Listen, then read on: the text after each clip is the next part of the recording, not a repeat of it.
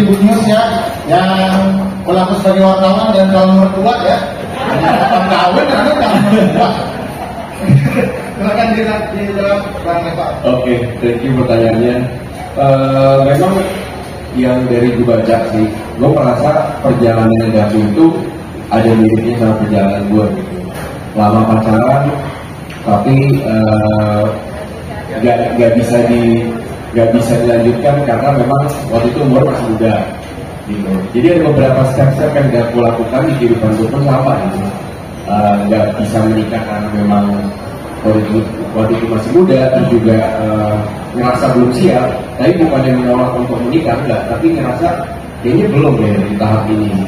Nah sekarang lebih ke setelah punya perjalanan panjang yang Daku pun punya, sebagai Revan dan sebagai Daku, lebih ke oke, udah ngerti sebenarnya diri ini tuh maunya apa, cuman memang waktunya belum tepat gitu. Jadi sebenarnya menunggu waktu yang tepat gitu. Kalau Daku dikejar waktu, kalau gua menunggu waktu. Seperti itu. Jadi buat apa cepat kalau nggak tepat ya? Betul. Oke, lanjut ya. Namanya. Daku seperti apa di film ini? Jadi karakter Daku itu sebenarnya orangnya free spirit ya. Terus dia juga seorang penulis di mana tuh sukanya ya nggak punya plan gitu. Dia dari muda ini udah punya penghargaan di mana itu bikin pressure dia ke depan, sehingga dia tuh nggak pernah bisa nulis karya yang bikinan dia lagi setelah yang dari dapat penghargaan itu.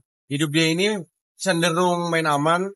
Dia selalu menjalankan novel yang pesanan aja gitu. Tetapi itu pun yang membuat dirinya juga bertanya-tanya terhadap hidup ya. Ini kapan ya gue bisa mulai?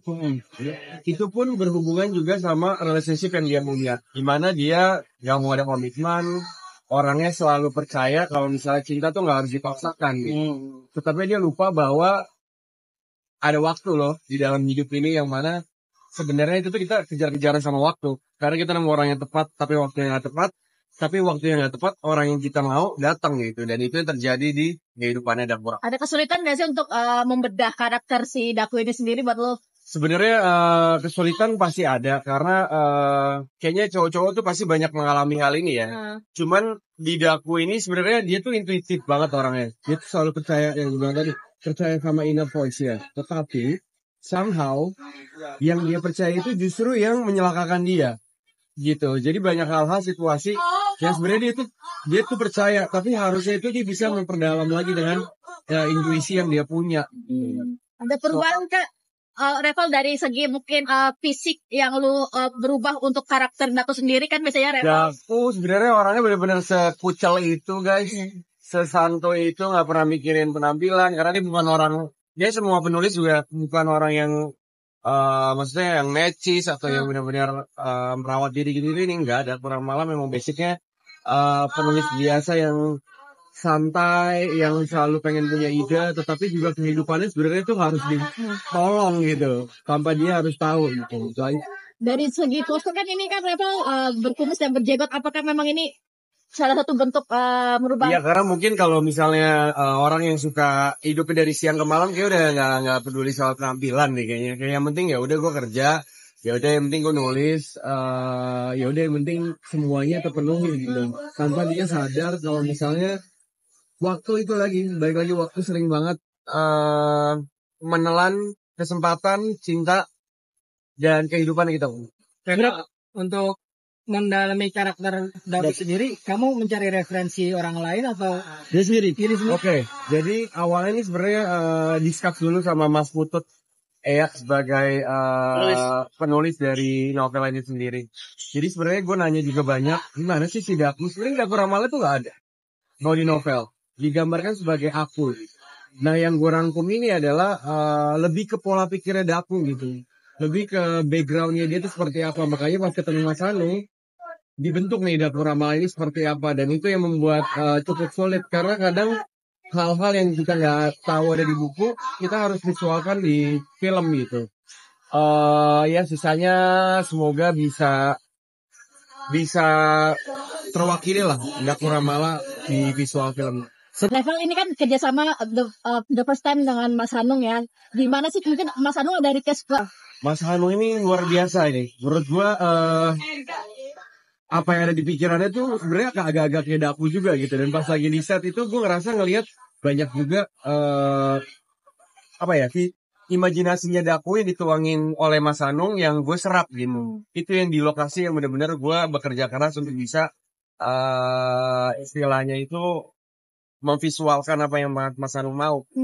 Berarti ini ada kesulitan untuk kerjasama dulu. Sulit pasti ada, karena kan ini aksennya juga aksen Jawa gitu. Terus juga saat mendadak improve juga bahasa Jawa ya guys. Jadi gue agak, waduh gimana nih. Cuman emang Mas Hanung orangnya sangat-sangat open ya. Dan gue diskusi sama dia bukan saat-saat diskusi itu bukan lagi ngeliat dia ada gue aktor, dia director gitu. Tapi lebih ke, nih ini yang di otak gue soal Daku Ramala.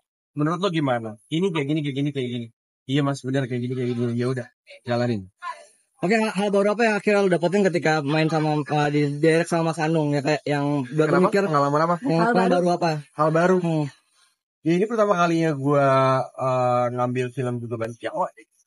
Cuman pun dia tuh masih si Daku ini sebenarnya karena dia lingkungannya juga kayak si siapa namanya Manu aja tuh orang Bali. Dia logatnya Bali. Jadi di sini sebenarnya cukup universal juga gitu. Semua orang mungkin bisa relate dengan keunikan masing-masing, punya warna bareng. Ini salah satu film yang menurut gue banyak banget warna gitu. Dan setiap karakter itu bisa mewakili perasaan orang-orang. Bahasa Jawa atau dialeknya aja yang logatnya yang Jawa? Dialek Jawa kalau misalnya sama keluarga. Oh. Kalau misalnya di rumah ya kayak kita aja lah. Kalau di luar nih anak-anak kalau misalnya dari luar kota yang ke Jawa ya di Jakarta. Iya. Kayak gitu aja. Oke. Cukup ya. Di film ini, aja, Bang Rafael Hadi nih. Rafael. Tadi saya salah ngomong Bang, masa langsung bikin aku kuning dari kamu? Oke, assalamualaikum warahmatullahi wabarakatuh.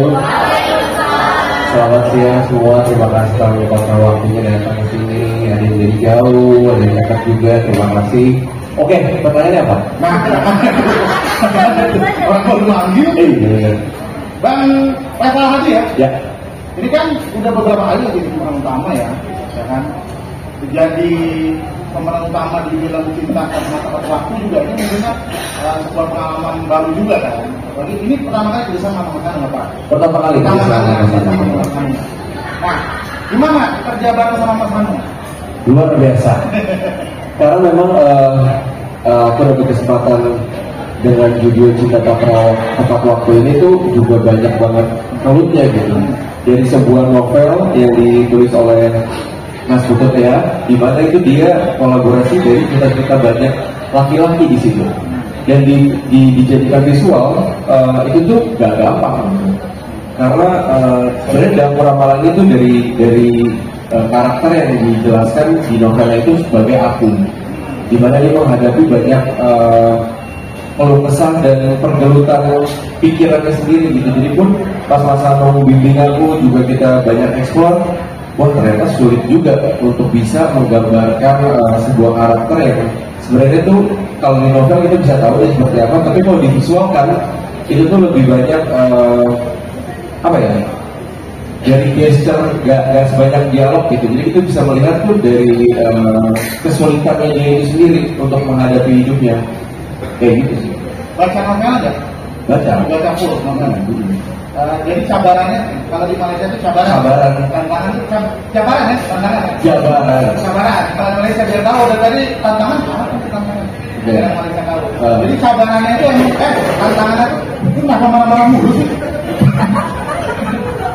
Jadi tantangannya itu yang mengeksplor karakter Daku ini kan? Eksplor karakter Daku, terus juga Daku ini kan besar di Rembang. Jadi ada bahasa Jawanya juga, terus juga memang karena dia seorang penulis, hidupnya itu tuh terbalik gitu, malam jadi siang jadi malam. Udah gitu orangnya intuitif banget gitu, dia tuh percaya sebenarnya sama inner voice-nya dia. Tapi karena dia terlalu percaya, itu membuat dia menjadi ada di situasi yang sulit gitu. Ya laki-laki pada umumnya lah, yang selalu ingin mencari peluang, adventure tentang cinta, tetapi juga dia lupa bahwa waktu tuh bisa menolong kita juga loh. Wow. Gitu. Nah, ini biasanya saya tanyain sih ke pemeran utama di sebuah film. Berapa persen kehidupan Daku mirip dengan kehidupan Reval Hadi?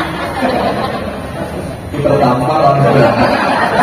Sebenarnya kurang lebih sih mirip ya. Tapi bedanya kalau misalnya Reval ini setiap ada kegagalan itu selalu refleksi diri. Iya, introspeksi ya. Ini depan banyak orang. Enggak, tapi ya maksudnya pelajaran yang kita udah lewatin gitu pasti kan itu menjadi bekal kita buat ke depan gitu. Nah kalau Daku ini agak telat karena dia tuh percaya terhadap diri, dia percaya pada prinsipnya yang dia tuh merasa tidak salah gitu. Karena dia orangnya free spirit, banyak banget hal yang dia tuh gak pengen ada beban gitu, gak pengen ada ikatan, gak mau ada komitmen, tapi dia selalu percaya kalau cinta itu masih akan datang gitu. Beda dengan Reval yang dia percaya tapi insya Allah masih ke depan ada. Kok kayak lagu gitu ya? Ya jalanin dulu aja. Sebenarnya ini film tuh relate sih sama kita ya, buat cewek buat cowok, dimana kita sering banget didatangkan orang yang tepat, tetapi waktunya itu nggak tepat. Tapi ketika waktunya nggak tepat, orang yang tepatnya datang. Pasti kita semua pernah ngalamin gitu, dan mungkin film ini bisa sedikit membuat kita flashback. Betul nggak? Oh, iya. Cerita kita diwakilkan di film ini. Oke, yang terakhir nih. Sekarang matematis, berapa persen Daku sama Reval? Kemiripannya. Berapa persen nonton aja deh. Iya, karena kita bisa tahu jadi ya. Ini Reval nih, bukan Daku nih. Oke, tepuk tangan untuk Reval.